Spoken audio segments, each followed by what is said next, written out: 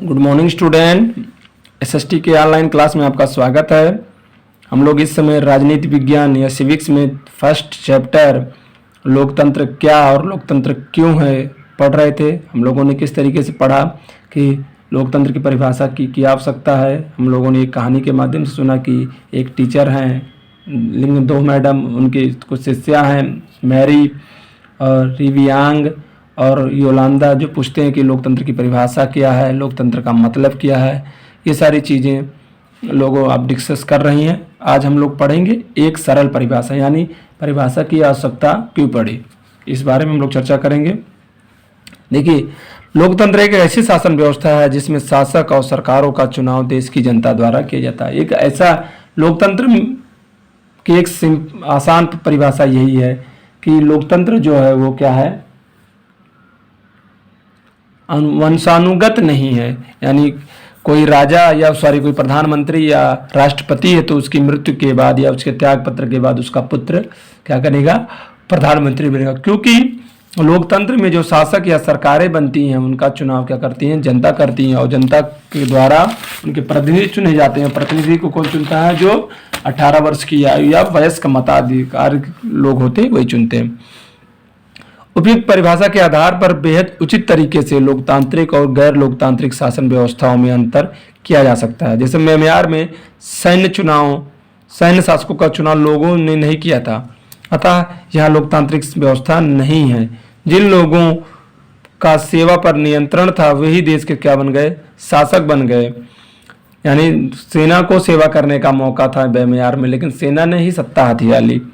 शासक के निर्णयों में जनता की कोई भागीदारी नहीं है, इसलिए कह सकते हैं कि म्यांमार में गैर लोकतांत्रिक सरकार है। पिनासे जैसे तानाशाहों का चुनाव भी जनता द्वारा नहीं किया गया। ऐसी ही बातें राजशाहियों पर भी लागू होती हैं। सऊदी अरब के शाह और नेपाल के राजा जनता द्वारा नहीं चुने गए हैं, वरन मैंने बताया वंशानुगत कारण या वंशवाद के कारण ये लोग हैं। इनके पिता की मृत्यु के बाद या इनके किसी जो इनके रिलेटिव इनके पिता पुत्र के मरने के बाद इनका पुत्र फिर उनका पुत्र, ये क्या है, वंशानुगत है, न कि जनता के द्वारा लोग चुने गए हैं। परंतु सरल परिभाषा अपर्याप्त अथवा अपूर्ण है। इससे यह स्पष्ट होता है कि लोकतंत्र का अर्थ लोगों का शासन है। लेकिन यदि इस परिभाषा का प्रयोग हम बिना सोचे समझे करते हैं तो फिर हमें उन सभी सरकारों को लोकतांत्रिक कहना पड़ेगा जो चुनाव करवाती हैं। बिल्कुल सही है। तथा फिर हम सही निष्कर्ष पर नहीं पहुंच सकते। हम वास्तविक लोकतांत्रिक और दिखावटी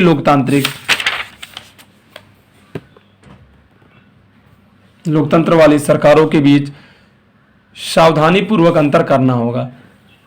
ऐसा हम तभी कर सकेंगे जब हम इस परिभाषाओं के एक एक शब्द को सावधानी पूर्वक समझें तथा साथ ही लोकतांत्रिक सरकारों की विशेषता को जानें। जिस तरीके से पाकिस्तान में जब परवेज मुशर्रफ की सरकार थी तो उन्होंने विश्व बिरादरी को दिखाने के लिए ऐसे ही गलत तरीके से या अवैध तरीके से या फर्जी तरीके से क्या किया, अपने यहाँ चुनाव कराया था। ठीक है ना। लोकतंत्र की विशेषताएं क्या हो सकती हैं, इसके बारे में हम लोग पढ़ेंगे। लोकतंत्र की सरल और साधारण परिभाषाओं के आधार पर बच्चों हम ये कह सकते हैं कि लोकतंत्र शासन का एक ऐसा रूप है जिसमें क्या होता है, जनता क्या करती है, शासकों को या सरकारों को चुनती है। एक निश्चित क्या होता है, एक निश्चित कार्यकाल के लिए या निश्चित समय के लिए इनका चुनाव होता है, और पूरा समय पूरा होने के बाद एक गुप्त चुनाव होता है, एक चुनाव होता है, और चुनाव में एक गुप्त मतदान के द्वारा पुनः इनका क्या होता है, चुनाव होता है। जनता जनार्दन ही इन्हें चुनती है, इन्हें नकारती है। अधिकांश राष्ट्रों में 2 या 3 प्रमुख राजनीतिक दल चुनाव में होते हैं। भारत में तो बहुदलीय है, लेकिन चीन में एक दलीय है, ब्रिटेन में 2 दलीय है, अमेरिका में 2 दलीय व्यवस्था है, और भारत में बहुदलीय व्यवस्था, यानी बहुत सारे दल हैं जो चुनाव लड़ते हैं। जनता के पास भी विकल्प कम ही रहते हैं, क्योंकि मान लीजिए जैसे चीन में है, चीन में कम्युनिस्ट पार्टी ही है, कम्युनिस्ट के ही लोग चुनाव लड़ सकते हैं। अब चाइना के लोग किसको चाहें और किसको बदलें। अमेरिका की बात कर लें, अमेरिका में 2 ही पार्टी है, ये क्या करते हैं, ब्रिटेन में 2 ही पार्टी है। ये लोग अमेरिका में डेमोक्रेटिक और रिपब्लिकन दो ही पार्टी हैं। अब इनके चाहे रिपब्लिकन वाला जीते चाहे डेमोक्रेटिक वाला जीते, लेकिन भारत और बहुत से ऐसे देश हैं जिनमें बहुदलीय व्यवस्था है। बहुदलीय में अवसर सभी को मिलने का मौका मिल जाता है, जनता के ढेर सारी चॉइस या मौका मिल जाता है कि जनता किसको चुने और किसको न चुने। शासक कौन है, किसी भी प्रकार को लोकतांत्रिक कहे जाने के लिए किन आधारों की आवश्यकता पड़ती है, यानी हम कह सकते हैं किस आधार पर हम यह कह सकते हैं कि कौन गैरतांत्रिक लोक सरकार है, कौन लोकतांत्रिक सरकार है, कौन केवल दिखावा करती है और कौन सही तरीके से लोकतंत्र का जो रूल रेगुलेशन है उसको फॉलो करती है। ठीक है ना। लोकतांत्रिक चुनाव से क्या मतलब है और इसके लिए कौन कौन सी शर्तों को आवश्यक रूप से पूरा करना चाहिए, ये सारी बातें हम लोग का पढ़ेंगे। कौन से लोग सरकारों का चुनाव कर सकते हैं, कौन स्वयं रूप से शासक चुन सकते हैं, इस प्रक्रिया के बारे में प्रत्येक पर नागरिक को बराबर रूप से भाग लेना आवश्यक है। क्या कोई लोकतांत्रिक व्यवस्था अपने कुछ नागरिकों को इस अधिकार से वंचित कर सकती है? बहुत से ऐसे, जैसे सऊदी अरब है, सऊदी अरब में भी अधिकार महिलाओं को नागरिकता का उतना अधिकार नहीं है।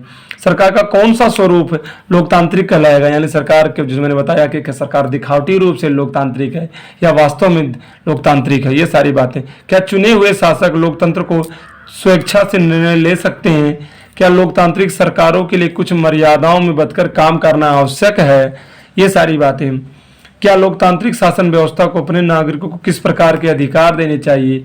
ये सारे प्रश्नों के उत्तर जानने के लिए सर्वप्रथम हमें लोकतांत्रिक विशेषताओं और प्रक्रिया को स्पष्ट रूप से जानना होगा। इस संदर्भ में लोकतांत्रिक विशेषताओं पर कुछ उदाहरणों के साथ साथ एक एक करके विचार करेंगे। प्रमुख फैसले और निर्वाचित नेताओं के हाथ। देखिए क्या है ये। अक्टूबर 1999 में मैंने बताया पाकिस्तान, इसमें पाकिस्तान का उदाहरण दिया है। अक्टूबर 1999 में पाकिस्तान के जो सेना प्रमुख थे जनरल परवेज मुशर्रफ ने क्या किया, उनके नेतृत्व में सेना ने क्या किया, वहाँ का जो लोकतांत्रिक सरकार थी उसका तख्ता पलट कर दिया। मुशर्रफ ने लोकतांत्रिक ढंग से चुनी गई जो नवाज शरीफ की सरकार थी उसको सत्ता से बाहर कर दिया और स्वयं को राष्ट्रपति क्या कर लिया, राष्ट्रपति घोषित कर लिया।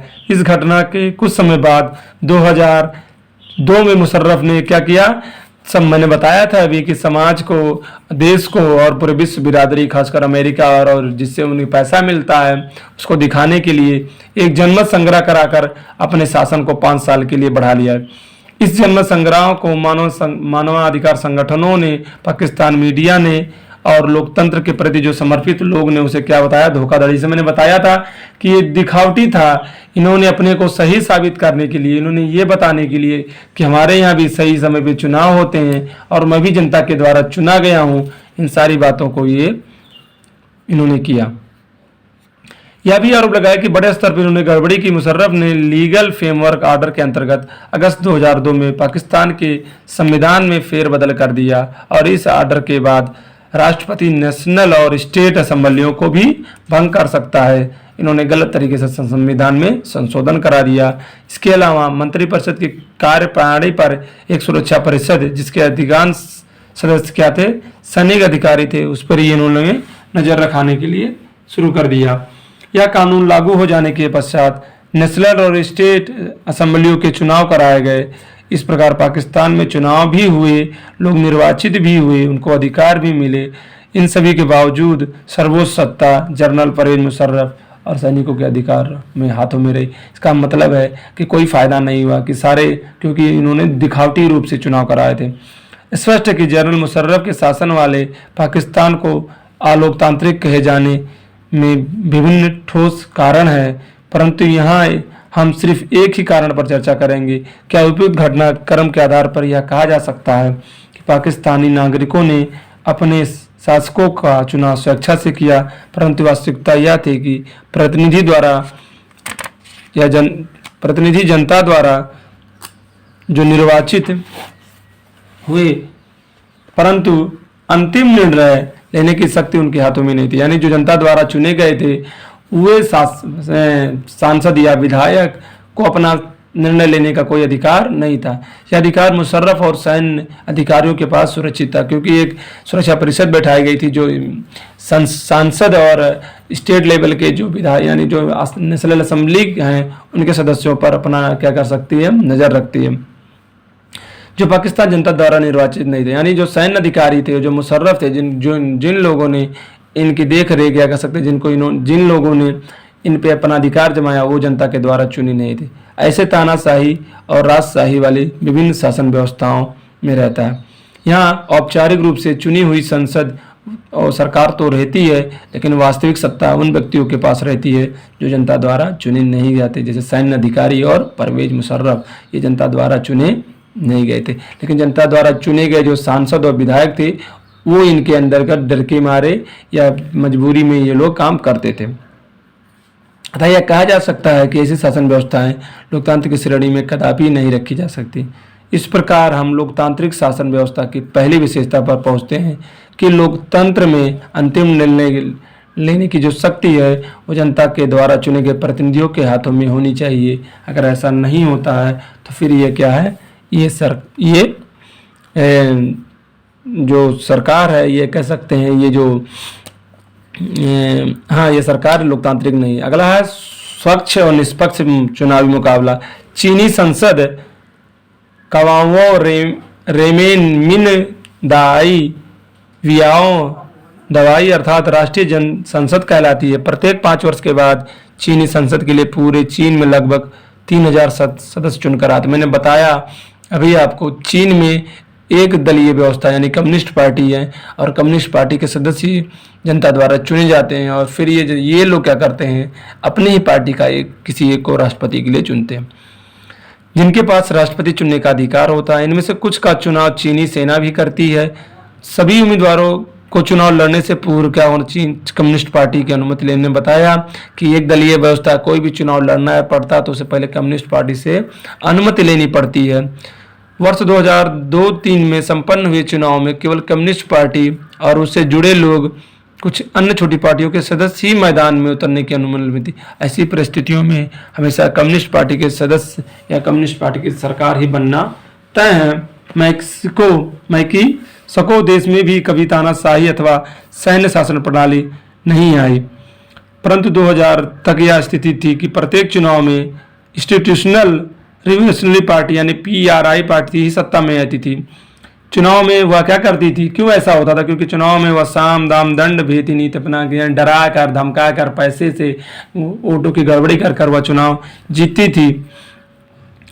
सरकारी कार्यालयों में कार्य सभी कर्मचारियों की पार्टी बैठकों में उपस्थिति अनिवार्य कर दी गई थी। सरकारी स्कूलों के अध्यापक अपने विद्यार्थियों माता पिता को क्या करते थे, अध्यापकों को ये डराया गया था कि जो भी वो विद्यार्थियों को पढ़ाते हैं वो वहाँ के PRI पार्टी को ही वोट देने के लिए उनके गार्जियनों को क्या करें, अपील करें। वहाँ की मीडिया भी पार्टी की गतिविधियों को अनदेखा करके केवल विपक्षी पार्टियों की आलोचना करती थी, यानी PRI की आलोचना वहाँ की मीडिया भी नहीं कर सकती थी। अनेक बार अंतिम क्षणों में मतदान केंद्रों को एक जगह से दूसरी स्थान पर बदल दिया जाता था, जिनके कारण बहुत से मतदाता बिना वोट डाले ही रह जाते थे। उन्हें पता हो जाता था कि जहाँ के लोग इनके विरोध में वोट करने वाले हैं उनके बूथ स्थलों को या चुनाव जो जगह उनको बदल दिया जाता था। क्या चीन और मैक्सिको को उदाहरणों से यह कहा जा सकता है बच्चों कि यहाँ रहने वाले, यहाँ होने वाले चुनाव जो लोकतांत्रिक पद्धति का उदाहरण है? बिल्कुल नहीं। चीन के चुनाव को जनता को शासक दल द्वारा या उसके द्वारा स्वीकृत उम्मीदों को ही मत देना होता है। मैक्सिको के चुनाव में यदि बात करें तो ऐसा अनुभव होता है कि वास्तव में वहाँ की जनता के पास कहने भर के ही विकल्प उपलब्ध हैं, क्योंकि शासक दल को जनता के चाहने पर भी किसी भी सूरत में बाहर नहीं किया जा सकता, क्योंकि वहाँ पे होने वाला चुनाव वास्तव में निष्पक्ष नहीं होता है। इस प्रकार निर्वाचन का अर्थ सिर्फ निर्वाचन की व्यवस्था कर देना नहीं होता है, बल्कि निर्वाचन में स्वतंत्रता पूर्वक राजनीतिक पार्टियों और जनता द्वारा चुने जाने वाले विकल्प भी देने चाहिए। इस प्रकार हम कह सकते हैं कि एक दल की तानाशाही वाले राज्यों को लोकतांत्रिक राज्य नहीं कहा जा सकता, क्योंकि ये तानाशाही जनता के सीधे मतों से नहीं हटाए जा सकते। ठीक है, एक व्यक्ति एक वोट एक मोल, इसे हम लोग अगले वीडियो में पढ़ेंगे।